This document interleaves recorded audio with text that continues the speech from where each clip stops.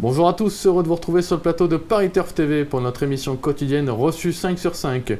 Aujourd'hui, j'accueille à mes côtés Mathieu Le Balleur. Bonjour Mathieu. Bonjour Alex, bonjour à tous. Donc Mathieu, ce mercredi, nous allons plancher sur un quintet 5-5 de choix. C'est le Grand Prix Anjoumen, une épreuve qui a sacré par le passé de très bons chevaux tels que Ready Cash notamment. Cette année, ils seront 17 à s'affronter sur les 3125 mètres de la piste d'Angers. Mathieu, c'est vrai qu'on a pour une fois une épreuve de qualité. En ce moment, ça fait pas légion. Voilà, en ce moment, le nombre de partants dans les quintets est vraiment limité, où on a droit, comme vendredi dernier sur la petite piste, à un tout petit quintet.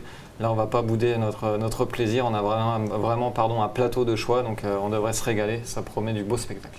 Bon, Mathieu, on attaque. Votre prono? Alors, le numéro 3, Ursule du Bouffet, le 16, Swedishman, le 17, Roi du Lupin, le 4, Urfé Jairi, le 5, Styric, le 12, Sirène de Feugère, le 11, Up Prince et le 9, Hulk du Médoc. Bon, avant le coup, on va pas se le cacher, c'est une épreuve qui semble facile. Voilà, je pense qu'il y a 8 ou 9 chevaux, mais on devrait passer à la caisse. Bon. Vous rachetez en tête le 3 Ursule du Bouffet. On peut se dire que c'est un peu osé, entre guillemets, parce que c'est une jument un peu compliquée, mais elle a peut-être de la marge et peut-être qu'à l'avenir, elle ira avec les chevaux des 25 mètres à poteau égal. Voilà, Ursule du Bouffet, cardiaque, s'abstenir, mais c'est vraiment une jument de grande classe. La chouchoute de Pierre-Yves et Guy Verva. Le dernier coup à Vincennes, elle s'est imposée vraiment dans un bon style, mais malheureusement, elle avait un petit coup de râteau pour finir, donc elle a perdu le bénéfice de ses efforts après enquête. Donc je la condamne surtout pas sur cette tentative. Comme je vous dis, elle possède vraiment une classe folle. Là, elle bénéficie d'un engagement de choix au premier échelon. Elle débute certes corde à droite, comme nous l'a confié Guy Verva, mais pour lui, au travail, elle travaille vraiment bien comme à main droite, donc ça ne devrait vraiment pas la déranger. Au premier échelon, elle est capable d'imprimer un train soutenu à l'épreuve, donc moi j'en fais ma favorite. Si elle est dans de bonnes allures, elle devrait vraiment pas taper loin du compte. Bon, en tout cas, Mathieu, je suis d'accord avec vous. C'est une jument de cœur et si elle trotte, elle peut aller loin. Ah ouais, je pense que ça sera vraiment tout ou rien, mais si elle parvient à prendre les commandes de l'épreuve, il va falloir sortir le grand jeu pour la déloger. Vous lui opposez un des crocodiles des 25 mètres, le 16 Swedishman. Il a couru une fois à Angers, il a gagné. Voilà, il avait gagné une épreuve l'an dernier. Il avait profité du train peu élevé pour se rabattre en tête. Après, c'était littéralement baladé. Là, le cheval est vraiment extra. Il vient de s'imposer brillamment à la Capelle. Il devançait ce jour-là Roi du Lupin. Donc, avant le coup, Swedishman, on peut foncer les yeux fermés aussi. Le cheval est vraiment au top. Donc, possède une tenue à toute épreuve. Tous les feux sont au vert avant le coup. Bon, de toute façon, vous le placez en deuxième position. On va écouter maintenant Thierry Duvalestin de notre milieu de terrain. Arnaud Lecomte l'a interviewé. Il aura 2 partants dans cette épreuve. On l'écoute, de bonne chance. Peut-être, ouais, non, c'est pas une très belle victoire. Il va surtout Roi de Lupin et Roxane Griff, hein, c'est pas les premiers venus. Le cheval il restait bien, hein, il est resté bien. Il a déjà gagné à Angers avec moi. Oui, au printemps, oui. Ouais, c'est ça. Il aime bien cette piste, il aime bien ce profil de piste-là. Et les 3200 mètres, ça lui plaît beaucoup. Donc, il a une très bonne chance. D'accord. Vous présentez également Sirène de Feugère qui paraît au top de sa forme. Intrinsèquement, elle est quand même inférieure à Swedishman, mais vous paraît-elle malgré tout capable de figurer parmi le podium?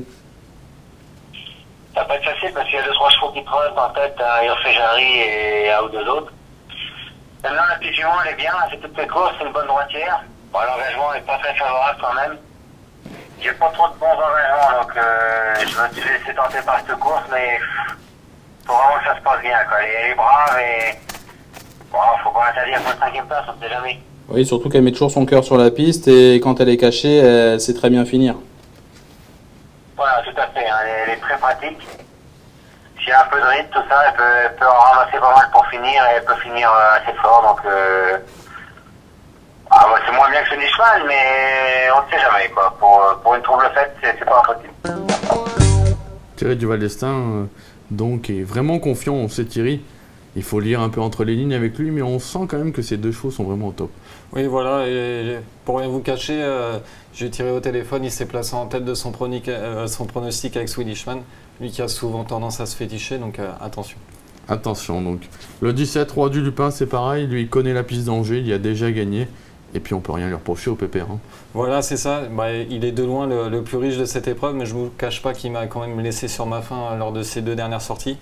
Lors de son avant-dernière sortie, j'avais mis ça sur le compte de la montée de Vincennes. On sait souvent qu'elle a tendance à lui rester un petit peu en travers de la gorge.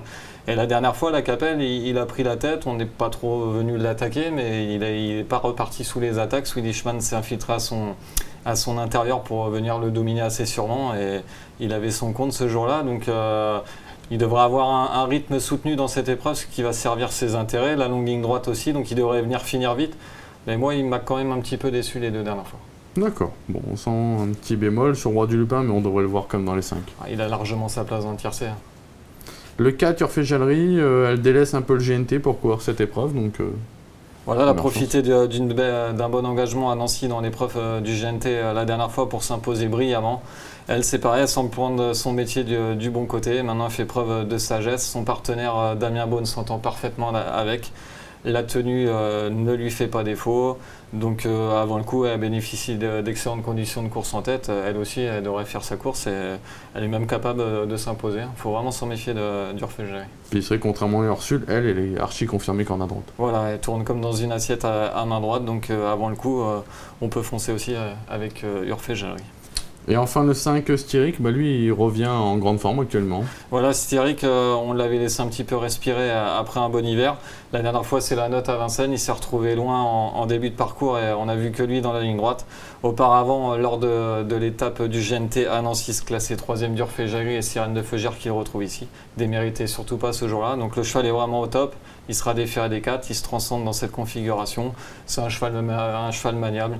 Il ne devrait pas avoir de mal à suivre le train imposé dans cette épreuve. Donc il profitera de la moindre défaillance. C'est sûr que pour la gagne, il paraît barré face à mon quatuor de tête. Mais bon, il profitera de la moindre défaillance.